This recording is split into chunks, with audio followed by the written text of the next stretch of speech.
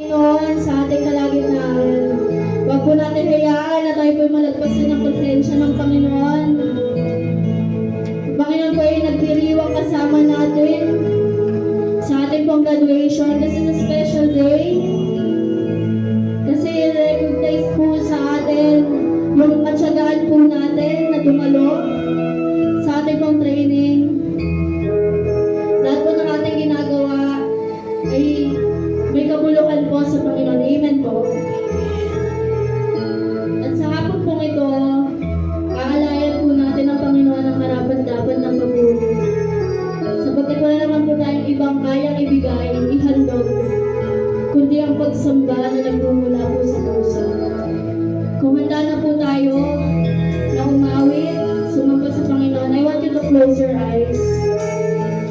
Mainit po ngayon, but naniniwala po ako wala pong makakapigil sa pagsamba ng totoo kong nagsasamba sa Panginoon. Hallelujah! Sige, close your eyes and just start worshiping the Lord.